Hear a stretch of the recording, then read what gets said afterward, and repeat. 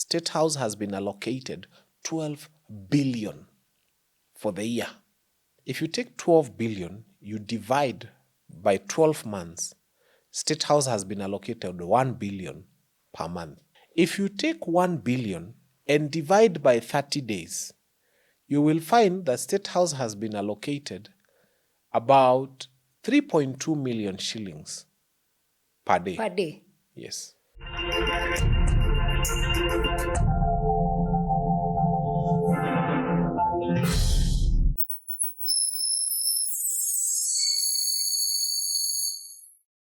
Hey there, and happy new month. Second half of the year is here with us, and we appreciate that you've worked with us since January until now. So happy July and second part of the year. Fanya Mambo, how are you? I'm very well. I'm happy to see this second part of the year. And you've started looking really sharp. I've always loved my pullovers. I don't know why. I just love my sweaters. They're the best. So today I found myself in a tie just because I love my pullovers. Oh, karibu sana. Asante sana. We are done with 6 months down the line. Yes. And we are on the second half of the year. How do you rate Kenya? I mean, I remember in January we were speaking of what to expect in 2025. Half is gone. What are your ratings? First, nichokoze Kenyans, niwaambie muangalie your new year resolutions. Are you halfway there? Those who had said, hawatakunywa pombe tena, where are you? Those who had said, everybody had some new year resolutions. Are you halfway there? Are you there? Then when we look at the country, I spoke and I said, I am not a prophet of doom, but I can expect a lot of lies to continue being spread by this administration. I can expect a lot of bad governance, a lot of bravado, a lot of chest thumping, a lot of feeling entitled to positions of leadership. And that's what has happened.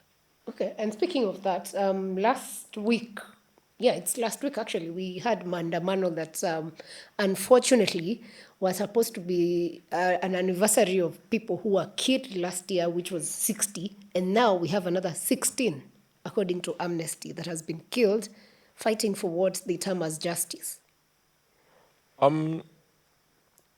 I am deeply worried. I participated in that maandamano. And I was armed with my flag, like every other normal Kenyan would have been. But for anybody who was on the streets, they know that from around 1 o'clock or 2 p.m. in the afternoon, the climate changed. A lot of mobilized goons came into town, some on bikes, carrying weapons. And you could tell now mayhem is here. I remember at some point I met with some, and there was a guy in a suit who was actually giving them directions and showing them where to go and how to go. This is what has led to the loss of 16 lives. Because I can tell you, if we didn't have those goons on the streets, it probably would have been different.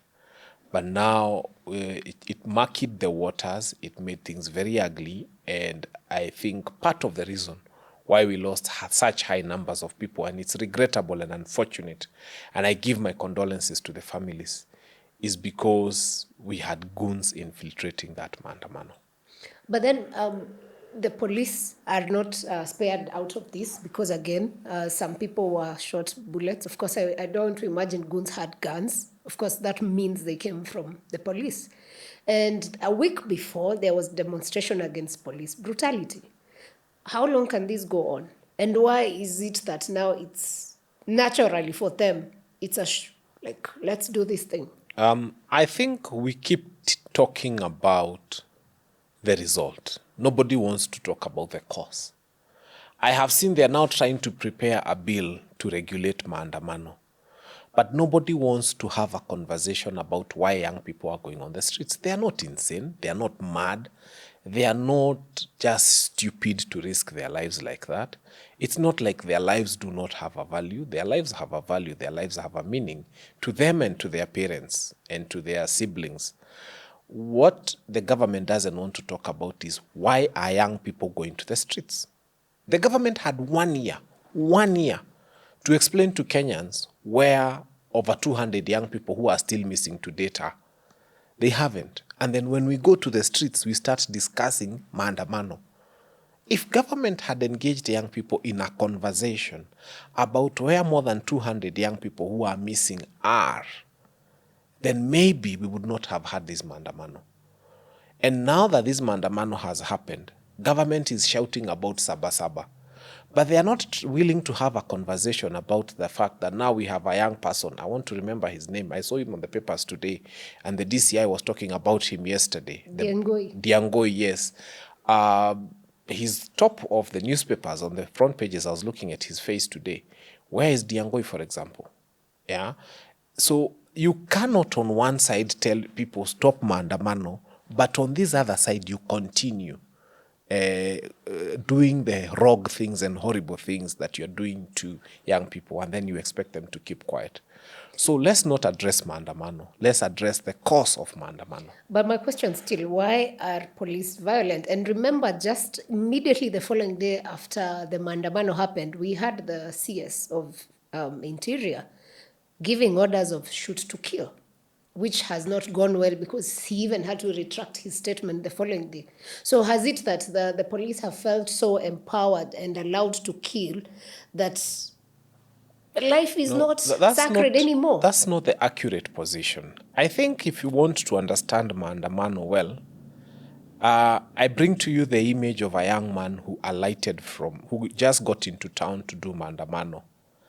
And then he saw a beautiful, wonderful woman alighting from a truck. And that beautiful, wonderful woman is a policewoman. And that beautiful, wonderful soul is the mother. So here is a young man on the streets to demonstrate. And the mother is an AP officer. They had a conversation. They took a selfie together. And they hugged before this young man started his maandamano. What do you think the mother told the son? And what do you think the son told the mother? I think this is the mindset that we need to carry into every maandamano. That as you go out there, it is very highly likely that the person you are finding in that maandamano is your mother, and she's the police officer, like it happened in this case. And that you as a police officer, the person you are finding in that maandamano is your son or your daughter. How do you go about handling your own son who is a protester? And how do you go about handling your own father or mother who is a police officer? I keep telling the young people, if you throw stones at the police and you probably kill a policewoman just saying, oh, police, and then you find out that that policewoman is the mother of one of your fellow Gen Zs, nyinyi wote mtaandamana kwenda maombolezi na kwenda mazishi to accompany one of your own fellow Gen Zs to bury their mother whom you killed. If you, the policeman, decide to shoot to kill and you kill a young person, you probably kill this young person who is a son to one of you, the officers. And now you will all find yourself going for a matanga and going for a mazishi to help one of you bury their son. I think let us go into this maandamano as Kenyans. Let us go into this maandamano as people who have brains. And let us go into this maandamano saying, yes, these policemen are our brothers, they are sisters. And I love that example. And I wish we can get that young man to come onto a show like this and tell us how it feels like. Because it's a very unique experience to be there as a mwandamanaji and your mother is a police officer. And maybe have them sit on opposite sides of the table. I think this is what will make Kenyans understand what maandamano is. Having a son in a maandamano and the mother in the maandamano, and they are on two different sides of that whole thing. And then now that tells us how we should behave. Throughout my period in town, I enjoyed carrying my flag. I saw no harm. In fact, I would carry my flag and move to where the police were, and we would have conversations. The idea is to bring things to a stalemate so that the government can listen to us. The idea is not to destroy. But when you So see when the you CS destroy giving property, orders when you as destroy such, life, do you think it works for the people? I'll speak as a lawyer. And many times I hold opinions that are not popular to people, but I'll speak. Section 61 of the Police Service Act gives the guidelines around the times when a gun should be used by a policeman to shoot, actually. When the CS Murkomen said those words, he said them in the wrong forum and at the wrong time. People were infuriated People had just lost their loved ones. People had, a lot of property had been destroyed. And then he comes to them, and instead of showing the empathy that a CS should show, he comes with bravado. So he said things that need to be said to the policemen, but in a different setting. I'll give you an example. Think of the Garissa incident, where terrorists drove into a university and started killing students. If the police had moved into that situation, it is a shoot-to-kill situation. So yes, those words should have been said somewhere, but they should have been said in a setting like when the policemen were dealing with terrorists at Dusit, at the Westgate, at Matakwei, Saboat Land Defense Forces. Those words have their places, but this was the wrong place. And in fact, they are never even said to Raya. Those ones is now when they have their own private security meetings. And he tells them, look here, these are terrorists, gun them down. This is what, this is what, this is what. And then the law will take its course. And what the judges will be looking at, it's not the sentimentalism that we have. It is the circumstances and a policeman has to think on their feet. Sometimes when you are faced by a certain situation and you have a gun, you have to make a decision on your feet. You can't call your boss to ask what's going to happen. So Kipchumba Murkomen was out of order because he said those words out of context. He said them to the wrong people. He was pouring petrol to an already burning fire. Those people needed something different. He should have come and said, I am here and I am disturbed by the fact that police stations have been burned. However, the bulk of you wananchi are good and there are few goons. Give us an opportunity to protect you, but to also find the goons and deal with them in accordance with the law. If he had said something in that line, wananchi would feel that government is there for them, and government is also assuring them that it will deal with goons. Wrong context, wrong choice of words, even wrong choice of attitude and bravado, and he came out in a way that was not healthy for the nation. And as it is, what impact is that having, especially on the wananchi? Because at least for the police, I've seen a few police officers record videos and say, we actually are not enemies of the people, we don't just shoot. But for the citizens, what is the impact those words will have? Because they say once words have been spoken, it's very hard to take them back. For the citizens, first and foremost, it depends. Millennials, Gen X and above, those ones will feel infuriated. Some will even, in fact, the Gen X's and the older ones will feel threatened by that. They will even fear going to police stations. You can't blame them. They were here during Moi and Kenyatta time. They know better. Now, the millennials are people the Gen Zs are people who are writing their own eulogy before they go for maandamano.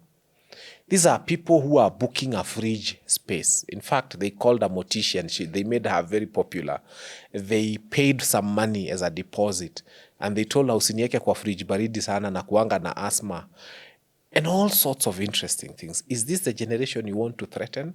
I think Kipchumba Murkomen, you just need first to understand who you're talking to. You're talking to young people who are saying, kesho tunaenda maandamano, alafu jioni tutalala kwa fridge ya mochari. Nishaandika eulogy, nishaandika my life history, nishajigawa na naenda maandamano. And the people Kipchumba Murkomen is trying to threaten with, to throw the police at.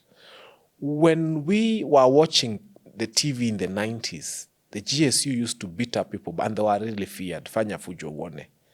On Thika Road, a GSU truck comes loaded with GSU officers. And what do young people do? They board, wanapandilia juu sides kila mahali, wanaingia ndani, and they tell the GSU, give us a lift to town, tunaenda maandamano. Yet this GSU has been mobilized to beat them up. So Kipchumba, this generation you're dealing with is very different. This is not the generation. They came with the tear gas, the colored one, that appears to be more lethal. They say it has a stronger pungent smell and so on. And what did young people do? They started dancing and shouting and saying, tunataka hii, hatutaki ile ingine, hii ndio inakaa smart, inatokea vizuri kwa Instagram. How then do you go as a CS and try to threaten such people with violence? You bring more lethal tear gas, they say it looks beautiful. They dance around it, they take photos, they make videos out of it. It's content for them. You send them GSU, they board the lorry. They tried sending the army. You saw what they did. Walipanda kwa jeep ya army, wakapanda mpaka kwa bonnet. They took photos. They hugged those army officers. They told them, we love you. They gave them water. How do you threaten such a generation? It is incumbent upon you to know that this is a generation you have to talk to. Any threat will not work. Not on these ones. I can tell you. And by the way, the more you abduct them so that you create fear and instill fear, the more you realize you have a lot more to abduct. In fact, the more they go on Twitter and Instagram, I have seen, but you should just go to TikTok and Google and look for Kipchumba Murkomen. See the videos that they have just made of him, not hiding their faces. So it tells you that the more you think that by intimidating them and meeting violence upon them and abducting and killing and causing fear, shock on you, the more they come out. More boldly, more visibly they put... you can hide behind a tweet, but in TikTok your face is right there. And they keep saying, come for me. So stop it. Do you think they understand? Because for someone to be willing to be shot to die, it's usually out of a lot of frustration. Yes. Does the government or even any of the members who lead this country understand? I'll tell you what they do not understand. Kenya loses a lot more money in times of peace than in times of violence. I wish I could repeat that. That there are many times we wake up to headlines of e-Citizen has lost 15 billion. SHA has lost 104 billion. There is 9 billion that is not going through the normal payment systems, and so on and so forth. Kenyans have said, yes, we don't love maandamano. It is not the best place to be. But guess what? We lose more in times of peace than we lose when destruction is happening. Because these people will wake up one day and, like people who have got no mercy, sweep through 104 billion like it is 10 bob. And that is why Kenyans are telling them, you are telling us we are destroying property. It is bad. You are telling us that young people are going to the streets. It is bad. But let us also have a conversation about when we are not on the street, Kenya loses a lot more money. Nobody wants to have that conversation. I was looking at the internet the other day, and we saw a person who was being honored in Dubai for having made very good sales of apartments. And he was asked, what is your secret? How comes you've been able to sell so many apartments here in Dubai? His answer was Kenyans. And when we trace back, because Gen Zs are not foolish, it is people who are politically connected, politicians, some are civil servants, who've been able to afford apartments worth 100 million in a span of less than 2 years. And of course, we know what their salaries are. So they've gotten to a place now they are buying apartments in Dubai.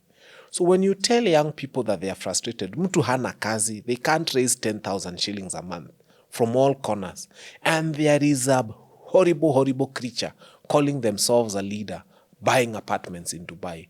Then those people feel, I have no reason to be alive. And that's why they offer themselves as living sacrifices for this country. When you look at the president and his speech after that, do you think he has an understanding of what young people want? He doesn't. He is in the UK, I think. He's abroad now. He's signing more deals to sink us into more debt. There is something called generational crimes, intergenerational crimes. When one generation commits a crime against another generation, the William Ruto generation in their 60s is committing horrible, terrible, and unspeakable crimes against the Gen Z. When you go and borrow a syndicated loan or whatever you want to call it, with a 30-year repayment plan and you are 60, where will you be in 30 years? What you are doing is you are heaping a burden on our Gen Zs that they are not interested in. He said, for example, he's looking for loans to do these houses, which I have always called avoidable. Why are you looking for loans to come and build houses that we have told you we don't want, and heap on us, our younger generation, a burden to pay loans that we were never interested in. When the president goes and privatizes Mumias and Zoia, hundreds of thousands of acres that belong to those sugar companies for 30 years, and our president is 60, what does it tell you? He will be 90, alive or dead, I don't know. That's God's decision. But don't make decisions that have such far-reaching effects. You can't make a 30-year decision on our airports. We who are younger, and you're in your 60s. So there is a crime that generation is committing upon the Gen Zs and the millennials and the Gen Alphas that they do not want us to have a conversation about. And we must have that conversation. You cannot bind us. Because now, every young person born in Kenya today is born indebted to the tune of about 120,000 shillings. Can you imagine you are born, and just by being born, you are in debt? And there are countries like Germany where children are born without debt, and Switzerland. So we have to get to the point where we say, wait a minute.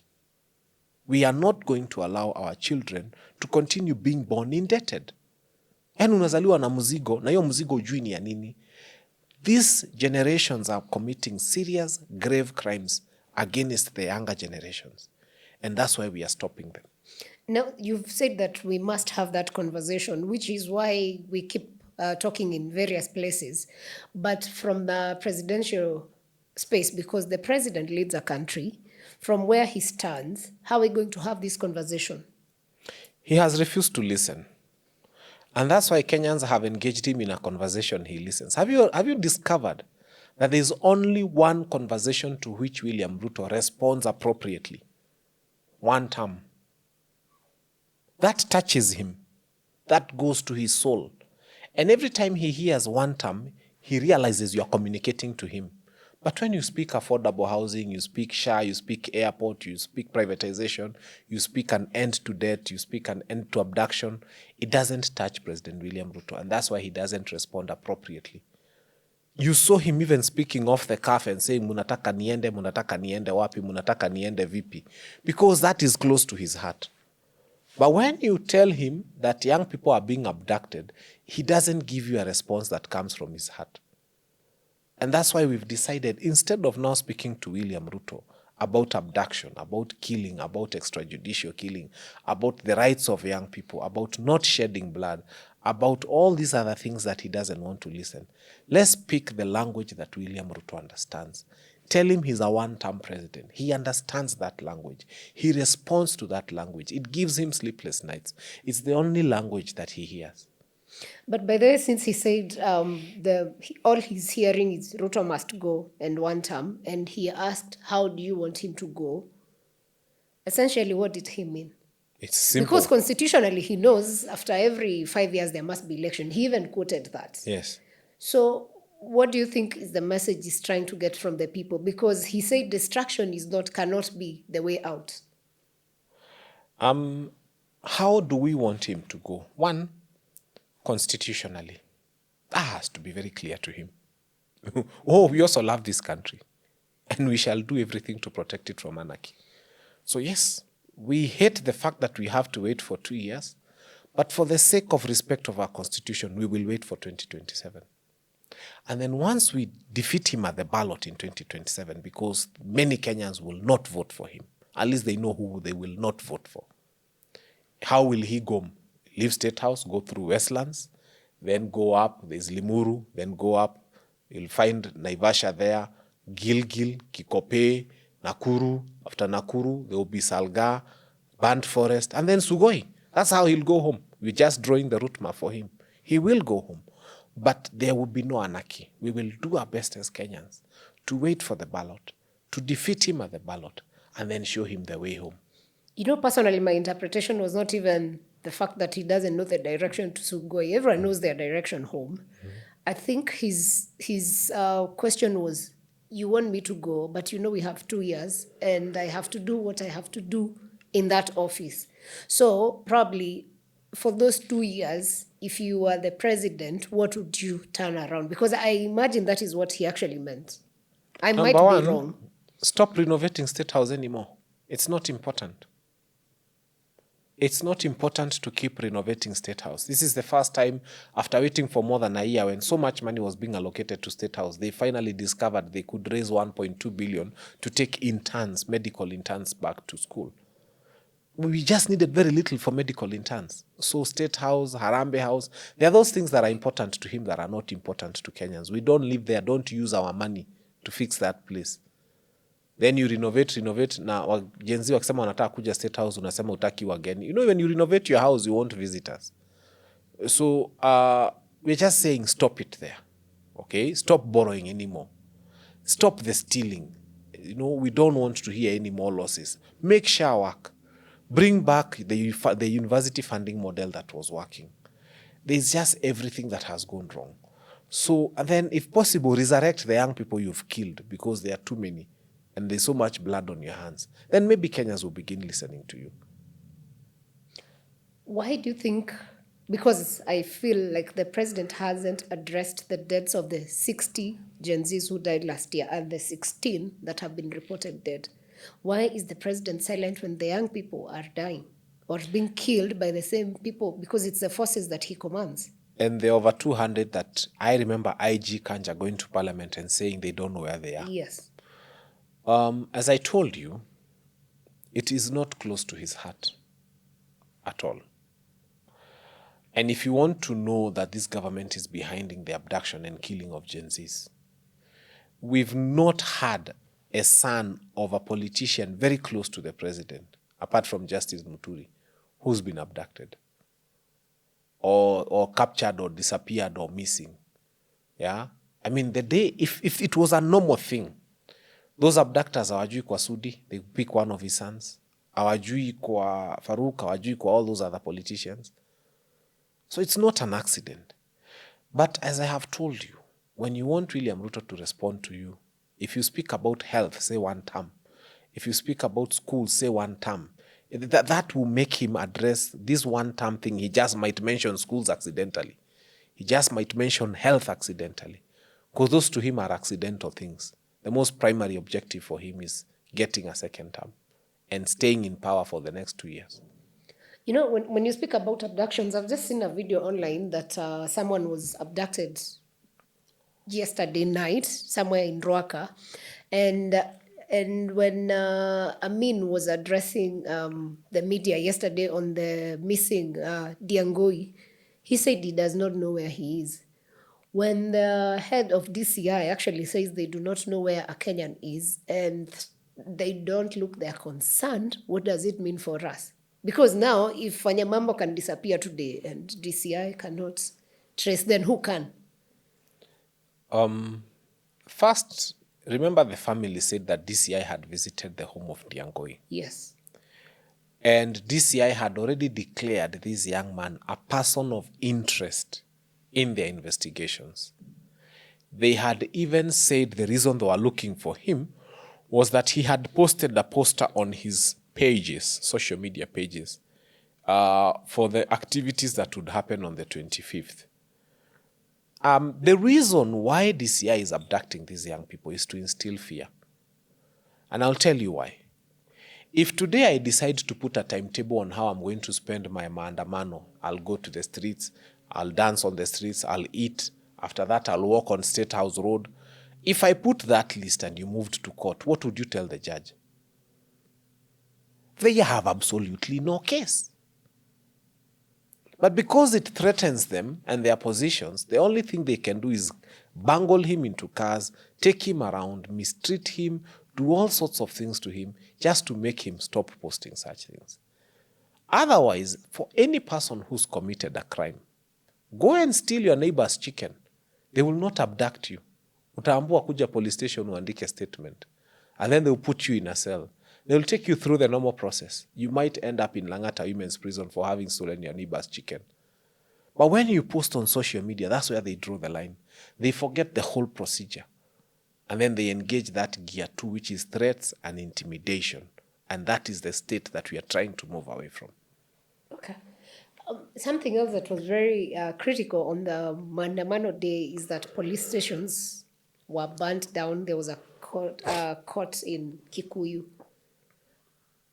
I have my feelings that Gen Zs were not demonstrating to burn a police station. Is it normal that people just went to burn a police station? The answer is very simple. You remember when they told us that Albert Ojwang hit his head on a cell wall until he died? I think Kikuyu police station hit itself on a matchbox until it lit. Simple explanation. It hit itself on a matchbox, it struck its own matchbox and lit itself.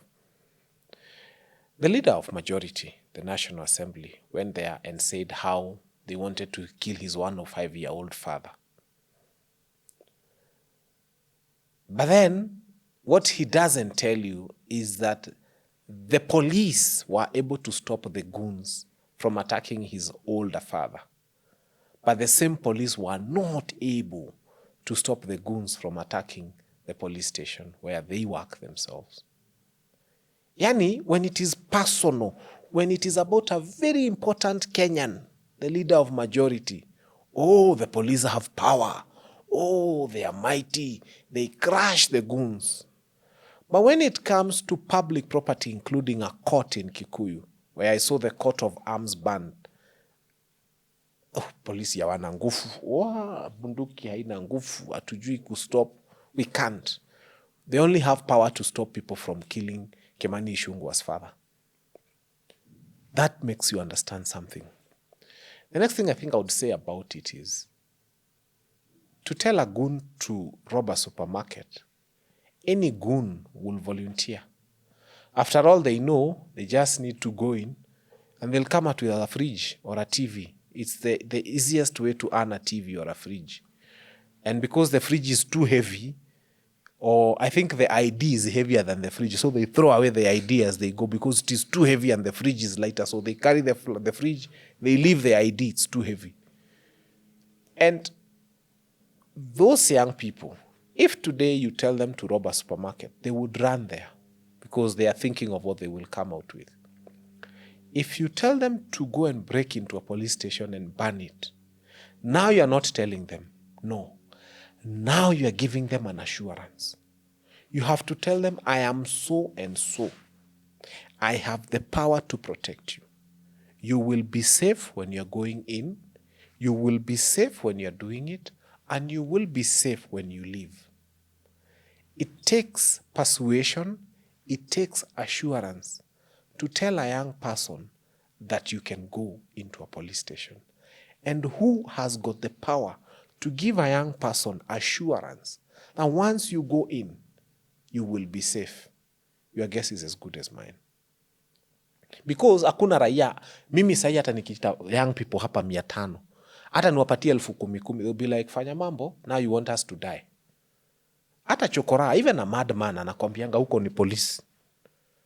So convincing young people to storm into a police station, you have to be a person in a position of authority that you can give assurance. But also, secondly and most importantly, Kenyans have to ask themselves this interesting question.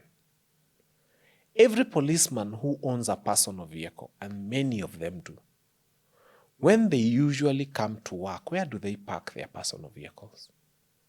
They park it in Kenya's most known to be safe place, which is the police station.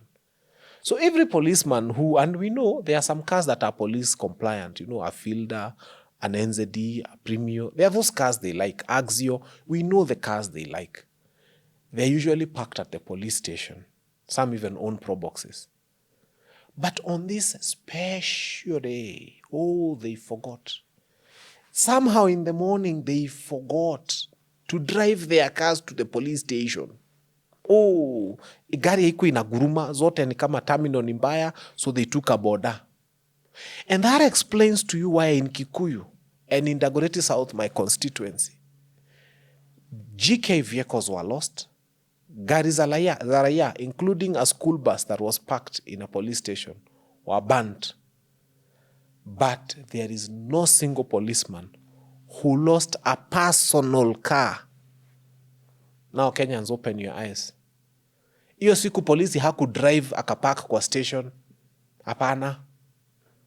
Hakudrive gari yake akapark kwa station. Hiyo siku somehow he forgot to use his car, or his car had a puncture. All of them had an issue. Moja ilikuwa na puncture, ingine ni battery ilikuwa ifanyi, but the cars didn't find their way to the police station. The only thing that found itself there is private vehicles and public. Hata zile zilichomwa Nyandarua, and you saw how that arson happened. No single individual lost a personal item or a personal car in all those arson attacks. How fantastic it is that the OCS has decided to take a matatu on that day. His car is not there. And the police station has been banned. I leave it to Kenyans to digest. They are very brilliant people. But ask yourself, kwa nini alisahau gari yake hiyo siku? Alafu afternoon kuna chomwa. And by the way, some of those police stations, apart from one which is very unfortunate, did not have inmates. Kama kwetu ni kama watu walikuwa wameokoka wote on Sunday. By the time it was reaching Wednesday, there was nobody in the cell.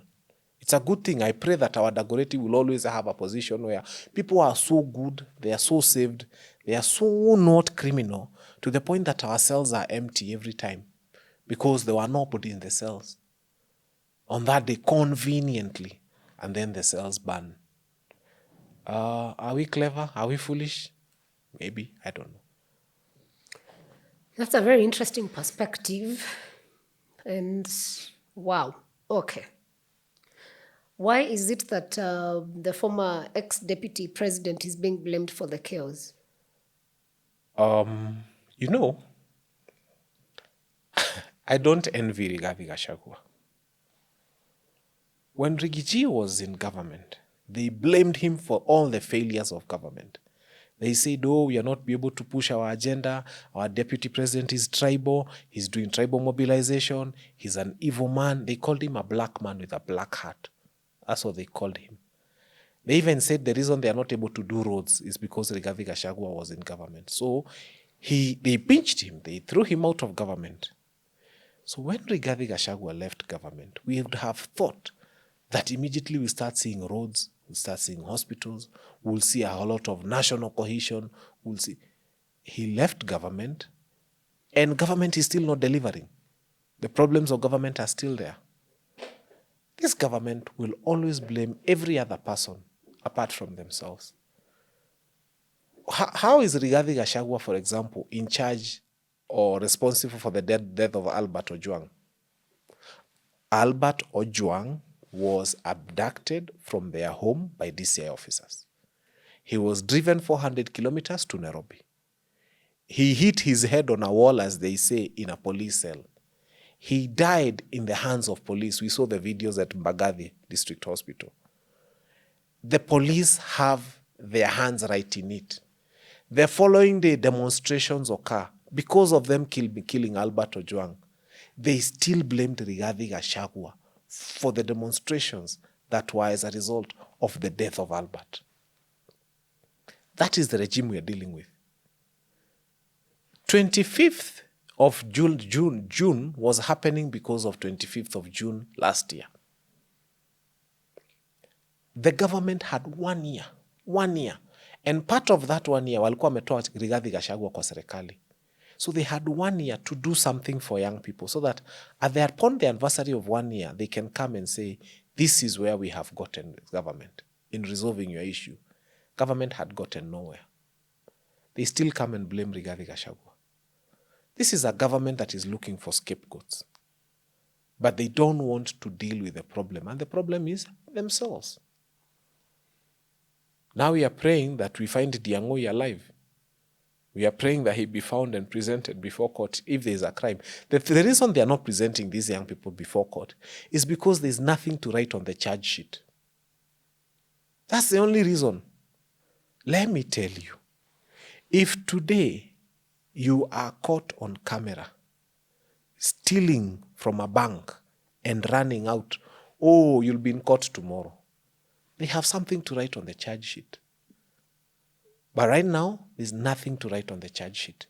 And that's why they are doing such incredibly horrible, inhuman things to young people. How they sleep with themselves, I don't know. How they find sleep after doing such crimes, I don't know. Mimi hawa watu walipoteza humanity kitambo. which is really unfortunate, actually. And even in line with that, there's a talk about Sabasaba because 25th happened, again, people were killed. Now there's another march for Sabasaba, which of course has its history in the 1992-97 movements. Now it's gotten to this younger generation in 2025, Sabasaba. Having seen what happened last year, this year, 25th June, and now we are heading to Sabasaba. What do you make of it? Is it worth going to the streets? Is it not? And if, then how best do people go around it? I will not tell you whether it is worth going to the streets or not, but I will paint for you the picture of how our streets are going to look like. One, there will be innocent Gen Zs with their flags and water on the streets. Two, there will be a collection of horrible goons that have been brought by our politicians, as they are always doing, to come and beat up the innocent demonstrators. Number three, the shop owners have decided enough is enough. They are deciding, I've heard them and they are speaking, they are saying they are going to arm their own young men with shocker, panga, fear, all sorts of crude weapons to fight anybody who is coming to break into their shops. Then there will be the policemen with all the anti-riot gear. And then there will be government propagandists on mitandao. Now ask yourself as a young person, where do you fit in that? Are you the young guy carrying a flag? And especially if you're a woman, you've heard of the gang rapes. Are you one of those young people who is on those streets with a flag and an iPhone? And then there is this goons that have been paid using your taxpayers' money to come and beat you up. Or are you there innocently and you are watching now the goons who've come to rob shops fighting with the other goons who've been hired by shop owners with pangas and axes to protect their shops? Or are you going to be the police person? Or what are you going to be on those streets? Once you understand that picture, then you ask yourself, do I want to be on the streets on Sabasaba? I have made a personal decision as Fanya Mambo. I will not be there. And the reason I'll not be there is because there will be so much blood. The government has succeeded in making young people see these demonstrations as violent and therefore refuse to participate in them. But they have not succeeded in dealing with the reasons that are causing young people to want to go to the streets. So I think my answer lies therein. There'll be policemen, there'll be goons, there'll be young people, and then there'll be vigilante groups that have been hired by shop owners with weapons to protect their property. In Dagoretti South, where I come from, there's one person who owns a wholesale shop that goons were salivating at because it's a very, very big outfit. And he knew what was happening. And he also prepared himself and had more than 300 goons inside his compound to protect it from those others. Because those people had come and they'd started hitting the gates. And they were repulsed with stones and all manner of weapons. That would have been a bloodbath. Because we had like there were many, like 500 young people on the streets trying to get in, and another over 300 on the inside throwing cabro blocks at them. When you look at that scenario, aren't we then cultivating a culture of gangs? I mean, Haiti did not wake up and become gangsters' paradise in a day. We were supposed to go to Haiti and correct the mess in Haiti. Kenya ended up taking lessons from Haiti, benchmarking on how to make a goon country. And this is where we are. We are gradually turning Kenya into a small Haiti. And I have a challenge for parents some of whom I know, who claim to be very holy and very saved, and I see them on Sunday carrying Bibles. How do you feel when your son comes home with stolen cooking oil? Shame on you. I saw them. Kuna wengine hata naweza wataja, nyinyi munajijua. You come home, unajifanyanga umetubebea Bible huko kula mahali, and your son is coming home with stolen cooking oil. And you know it's stolen. Ya 5 liter, hata mjai nunua 5 liter nyumbani. na unaanza kupika nayo. That is a parent who identifies with Goonism, supports Goonism, and mimi angerudi nayo. I can't allow my own daughter to come home with a pen that is not hers. I can't, and she knows. Hata raba na muini ya nani, I didn't buy this one. And we'll have a fight, and she has to take it back. Then sometimes she cried and she told me, no, I borrowed, Dad. I borrowed, I told her, why you should, but she had to return it. So for us to end this culture, kama kwenyu kuna fridge ya kuibiwa, shame on you as a parent. Kama kuna mafuta ya kuibiwa, shame on you. Kama umeletewa TV na unajua si yenyu na microwave, na imeandikwa hapo mpaka sticker ya supermarket, you also belong in hell. So we will end this culture of nonsense when we also stop accepting stolen things in our spaces. When you look at it on the larger picture, I'm looking at having goons. You see, you're speaking about Saba having these kinds of things. What are the danger of a country being in such a space? I think, and we all know, that the dangers is, one, you expose the vulnerable ones. Because what happens to a young lady who, for example, must go to work and must walk through those streets? And then you hear these goons have been given instructions to gang rape people. And you saw the documentary by one good journalist that showed about 13 women who were gang raped. That is not a good place to be. Nobody raises their daughter, or nobody wants their wife or their sister or their mother to be raped. So we are moving this country into anarchy, which should not be allowed. And the problem is, the state has allowed its people to sponsor violence. Why do I say this confidently? A sitting MP comes and promises on national TV that he's going to send Pokot warriors into the CBD to beat up people. Na sijui kama alikuwa na mpango ya kuwapea Google Maps juu wakiingia alafu. But that person is walking free. Another MCA who really loves shouting and banging on tables is promising goons. And nothing has been done to them. A sitting governor comes and says, when you found me, I was not ready. This time I will be ready to deal with you. That sitting governor is still free. And they are busy looking for Rigathi Gachagua and his people and saying these are the sponsors of violence. Honestly, why can't you first arrest any person who promised on national TV that they will bring drones into the city? Start there. That's fair. I mean, it's only fair. And then once you start there, now start looking for those imaginary ones and get a hold of them. So that's where we are as a country. Do you think they will do that? And if they don't, I mean, there are many people who are mandated to, deal with that. But if they failed, do you think the president will make the call? I mean, he has the final say, sort of. The president will only make the call if you mention one term in the middle of everything you're saying. We've lost so many young lives, and we are losing too many. I don't know what makes someone comfortable seeing Nairobi looking the way it was looking the other day. I don't know how you would sleep as a head of state. I wouldn't personally. My conscience would not allow me.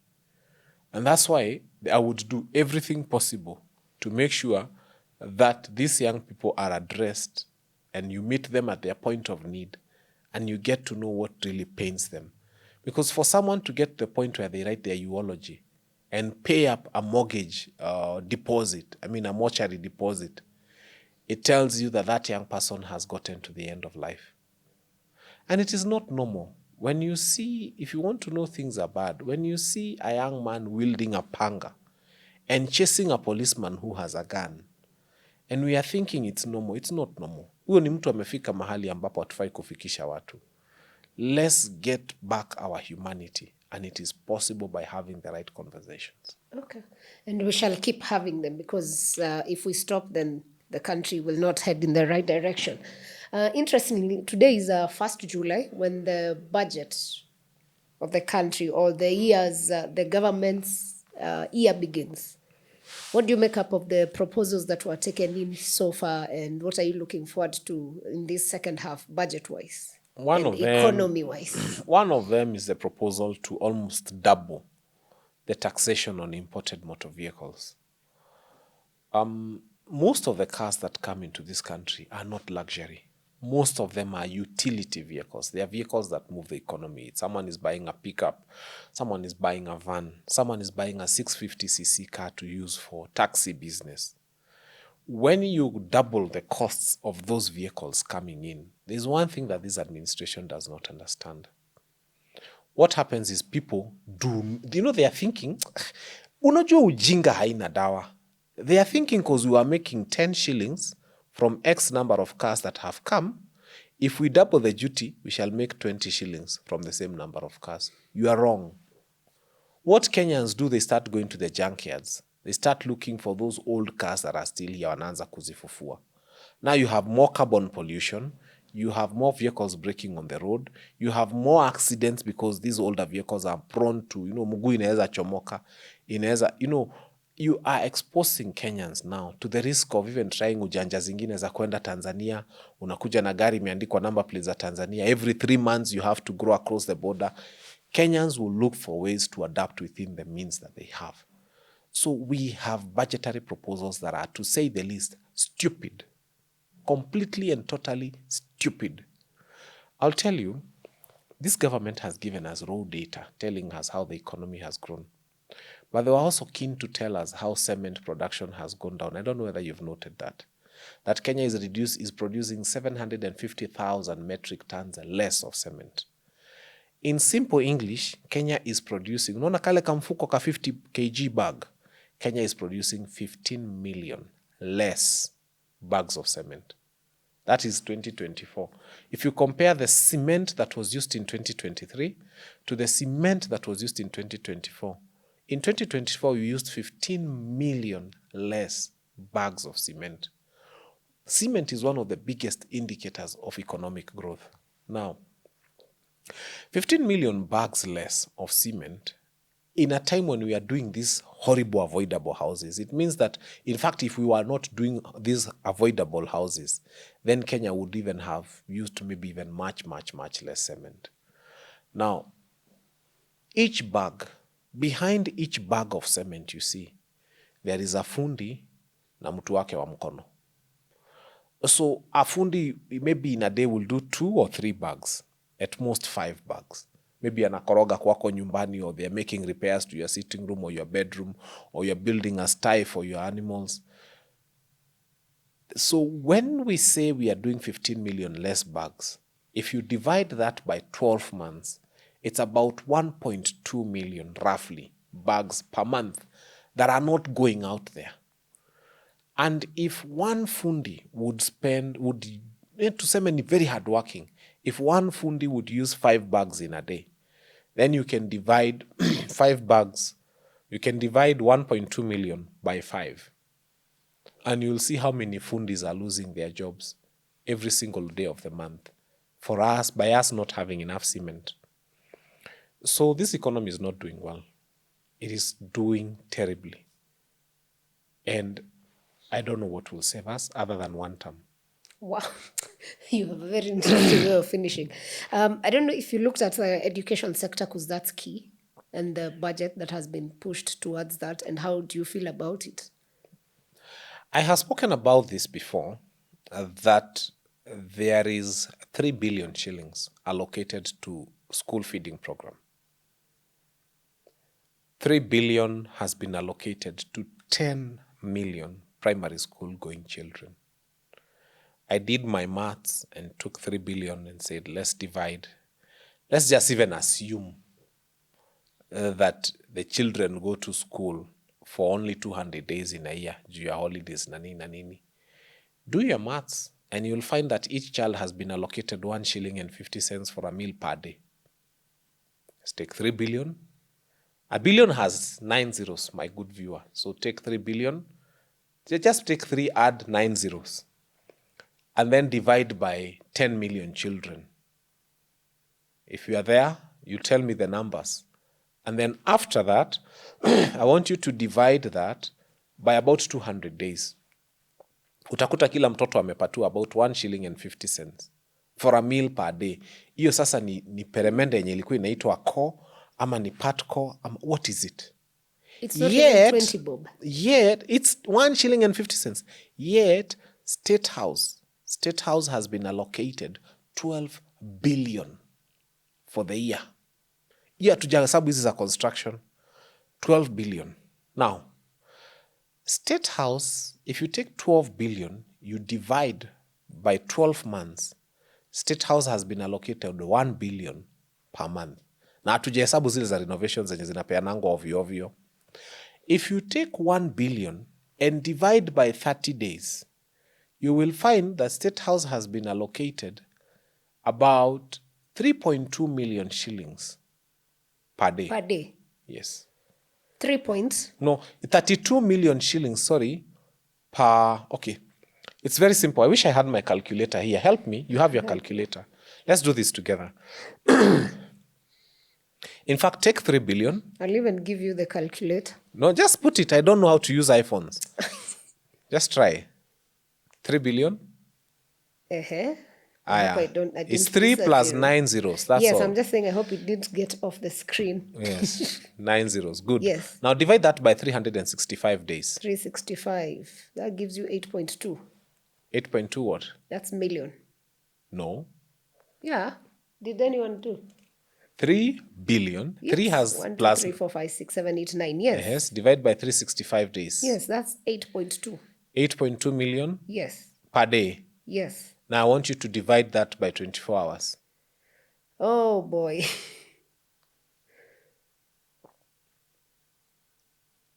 $342. That's what State House is allocated every single day.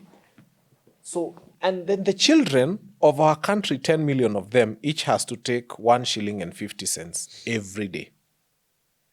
And that is where we have a problem. Actually, that's why we are saying when you speak now about I understand education, why everyone wants to be in State House. Yes, when you speak about education and we tell you that we can't guarantee our children a good meal, that you understand. 3, 1, 2, 3. I still don't believe your maths. I like 1, that 2, you're 3. doubting my 1, 2, 3. methods. Yeah.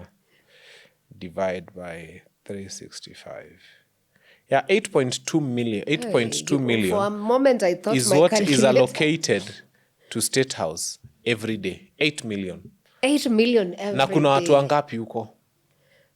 Maybe like... That's why we are saying... Like 500. That's why young people are going to the streets.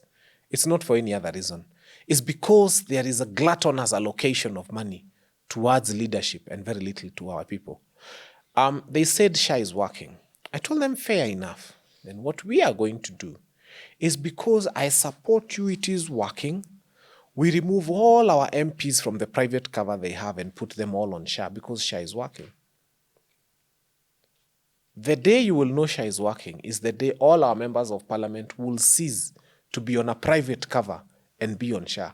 We cannot be here as Kenyans paying so much money for SHA and paying so much money to MPs, by the way, each is allocated 10 million in case.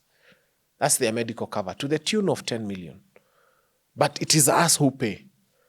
Sisi tunasema kitu moja kama wa Kenya. We all want to be onboarded on that one for MPs. Or they all be onboarded on SHA. We can't have to. Because it's our money that is paying. Sisi wote tuwekwe kwa medical cover ya ma-MP. Because why are they on that one if SHA is working?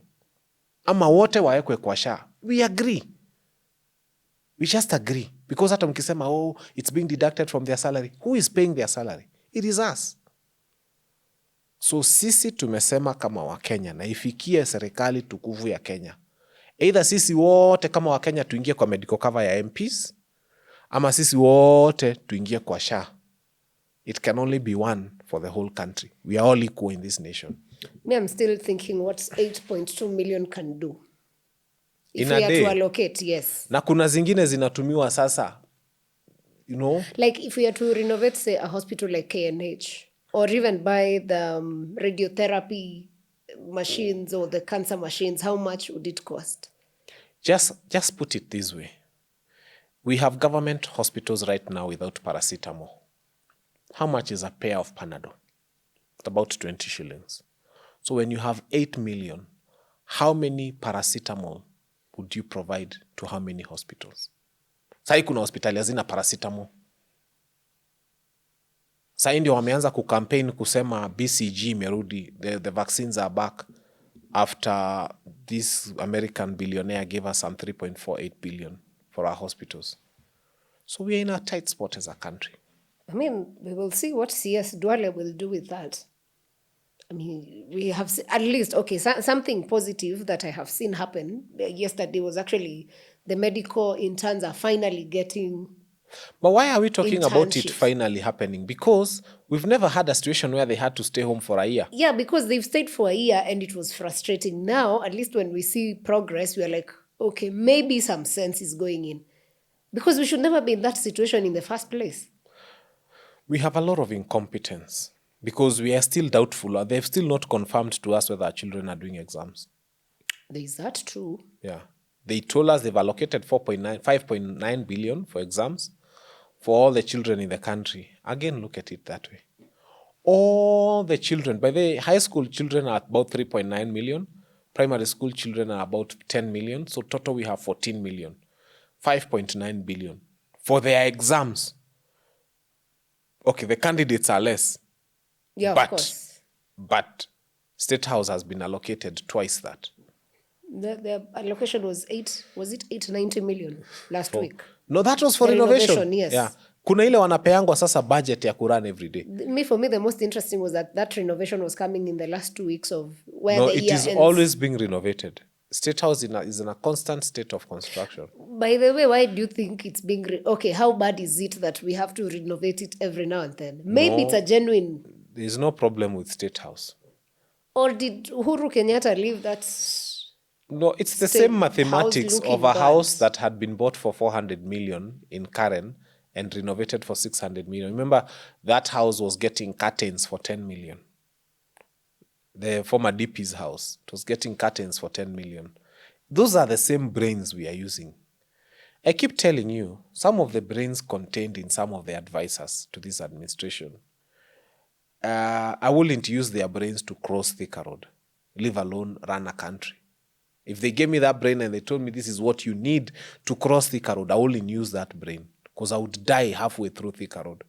So now that brain running a country is a big problem. I think they need to... You know the way you do vloggers do tours of houses? We genuinely need a tour of State House because we need to understand what this renovation is. Because, now we can't be reading in the papers 890 million and we don't see. So maybe it's time they showcase the house to us. I mean, the US people visit the White House. Maybe in Kenya we need to open up to that. No, here you'll not be allowed to visit State House. I'm saying they can decide to have an open day perhaps. It's not going to happen. We are actually not interested in that State House anymore. We just want money going to the right places for the right reasons. And we are tired of hearing State House allocations. Yeah, that needs to be relooked for sure. Even me, I'm tired of reading State House renovations. Anyway, it's been a very interesting episode and I think we will have another session where we just look at the budget with also an economy so that we understand where we are. Maybe your closing remarks to the viewers. My closing remarks, actually, before I go to the viewers, I would go to DCI and say that government wants to use this as an opportunity to hit back at people in the opposition who have hurt them politically but are not necessarily involved in demonstrations.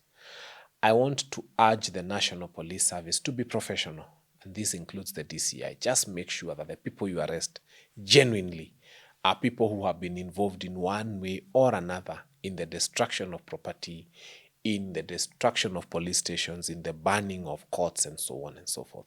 We pray that this will not be an opportunity to which hunt politicians that the government doesn't like, so that for political expediency. This is an opportunity to fix this nation. Finally, to everybody who owns a shop, kama uko na duka yako ilivunjwa, I beseech you in the name of God, this is a very good opportunity for you to post those pictures on all social media. Because those goons, many of them were not even masked.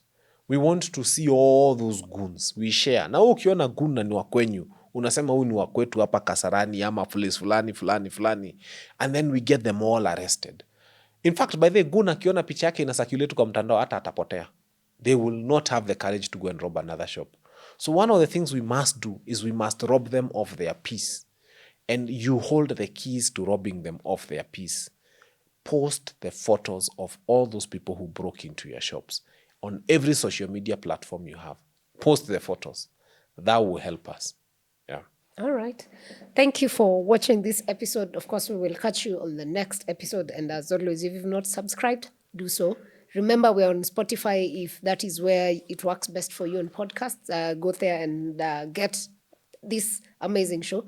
We will see you on the next one. Thanks for watching.